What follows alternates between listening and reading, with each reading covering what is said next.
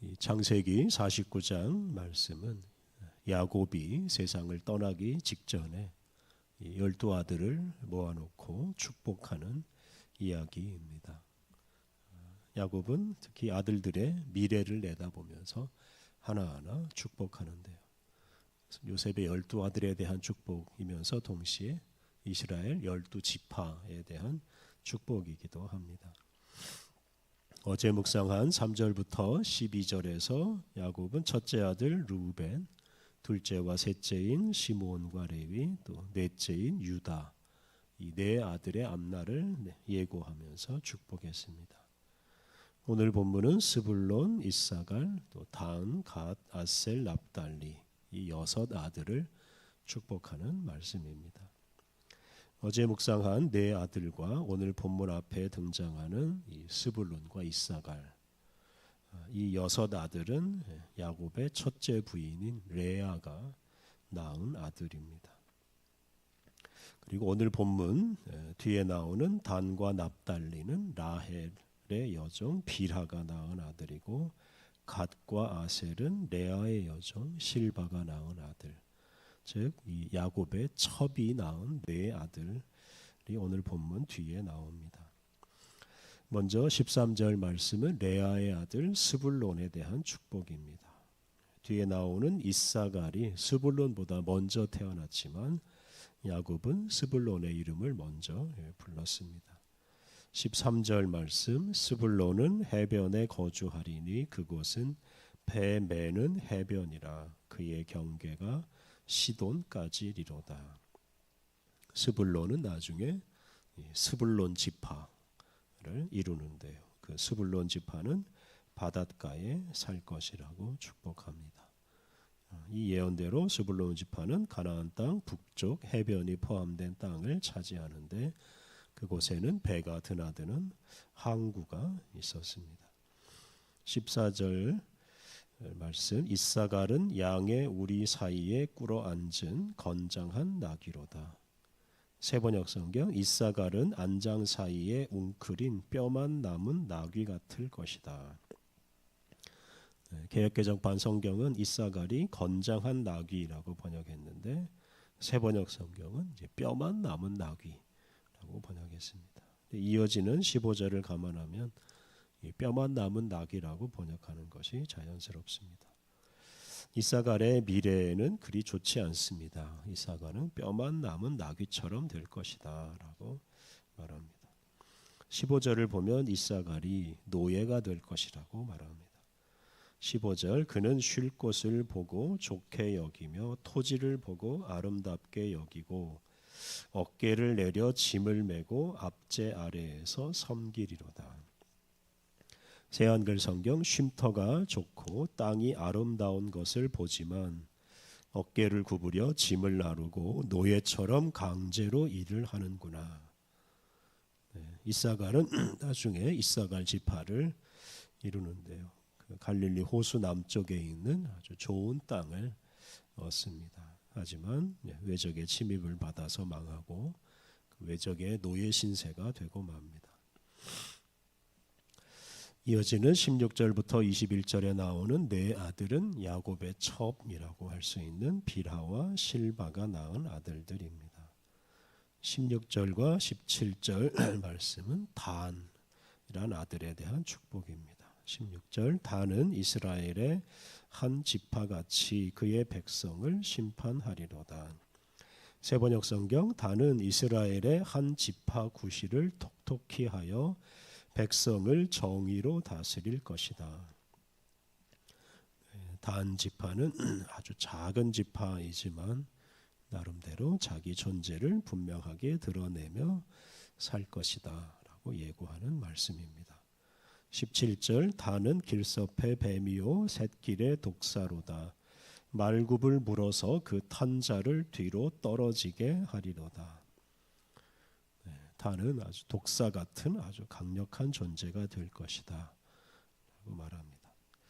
단 지파는 본래 가나안 남쪽 땅을 차지했지만 그 땅을 블레셋에게 빼앗기고 맙니다. 그러자 단지파는 포기하지 않고 북쪽으로 이주해서 북쪽의 땅을 차지하고 살았습니다. 그만큼 단지파의 생존력이 매우 강했습니다. 북왕국 이스라엘 시대에 이 단지파의 땅에 있는 단이라는 도시에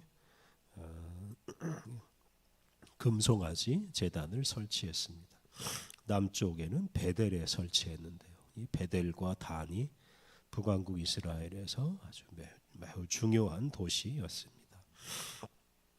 그런데 단지파는 이런 북쪽 끝에 있다는 이런 지리적인 위치 때문에 이스라엘 민족 중에서 가장 먼저 외적의 침입을 받고 결국 사라져 버리고 맙니다. 18절 말씀, 여호와여 나는 주의 구원을 기다리나이다. 야곱이 이렇게 12아들을 축복하는 중에 나는 주의 구원을 기다립니다 라고 고백합니다. 지금까지 묵상한 대로 야곱의 12아들이나 12지파가 다 복을 받고 살지는 못합니다. 앞서 묵상한 루벤, 시몬, 레위처럼 각 사람의 죄와 연약함 때문에 한계에 부딪히고 죽음에 이를 수밖에 없습니다. 오늘 본문에 나오는 여러 아들들, 그들이 이루는 여러 지파들 역시 같은 운명을 맞이합니다. 그러하기에 야곱은 주의 구원을 기다린다라고 고백하면서 하나님의 도우심을 구합니다. 19절 말씀은 갓이란 아들에 대한 축복입니다. 19절 갓은 군대의 추격을 받으나 도리어 그 뒤를 추격하리로다. 갓이 군대의 추격을 받지만 오히려 그 군대를 추격하게 될 것이다 라고 축복합니다. 이는 갓 지파가 용맹한 지파가 될 것을 예고하는 말씀입니다. 갓 지파는 루벤 지파와 함께 요단강 동편을 정복하는 일에 앞장서고 그래서 그 땅을 정복하고 그곳에서 살지만 또 얼마 지나지 않아서 이민족에게 동화되어서 사라져 버리고 맙니다. 20절은 아셀 지파에 관한 말씀입니다. 20절 아셀에게서 나는 먹을 것은 기름진 것이라 그가 왕의 수라상을 차리리로다. 아셀이 차지한 땅에서 많은 것, 기름진 것이 생산되고 왕의 밥상에도 그것이 올라갈 것이다 라고 축복합니다. 그런데 이 왕의 수라상을 차린다는 말은 다른 나라 왕을 섬긴다는 뜻으로 읽을 수도 있습니다.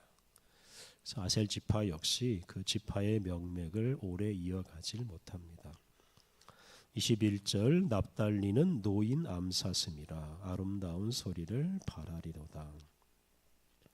납달리는 노인 암사슴처럼 자유롭게 활동할 것을 축복합니다. 납달리 지파는 후에 갈릴리 호수 북쪽 산악 지역에 거주하면서 그곳에서 자유롭게 살지만 납달리 지파 역시 외적의 침입 때문에 그 자유를 잃어버리고 맙니다.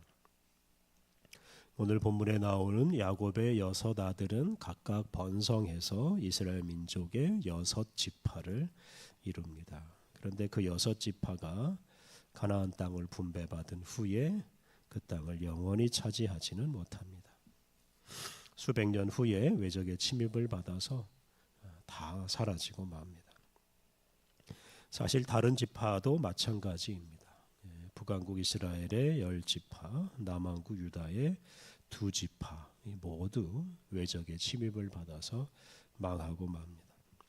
살아남은 소수가 이스라엘 민족의 명맥을 겨우 있습니다. 그때에는 12지파의 구분이 사실 의미가 없어지고 맙니다.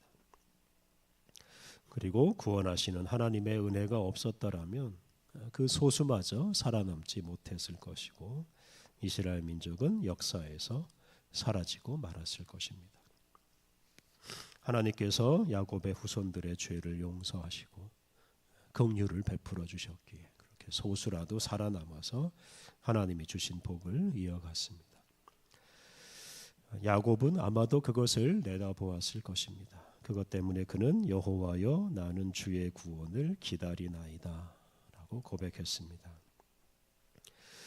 우리는 죄인이고 죄로 인해서 망할 수밖에 없는 존재들입니다.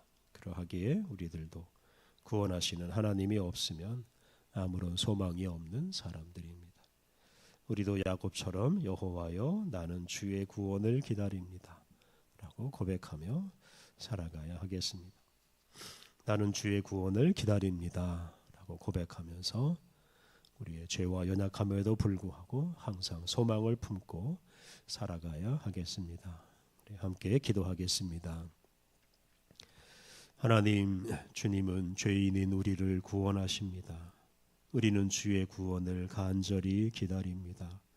하나님, 우리가 우리 자신의 한계에 갇혀 살지 않게 하옵소서. 우리의 죄로 인해 절망하지 않게 하옵소서. 우리를 구원하시는 주님께 소망을 두고 주의 구원을 간절히 바라게 하옵소서. 그리하여 주님이 베푸시는 구원의 은총을 충만히 받아 누리게 하옵소서. 은혜가 풍성하신 하나님, 우리에게 새 힘을 주시고 새로운 기회를 주셔서 새로운 날을 살아가게 하시니 감사합니다. 온종일 주님을 바라보며 주님 말씀 따라 진리의 길로 나아가게 하옵소서. 우리에게 주어지는 모든 일에 최선을 다하며 만나는 모든 이들을 사랑하게 하옵소서. 오늘 모든 일정을 주님께 의탁하오며 예수님의 이름으로 기도드립니다. 아멘.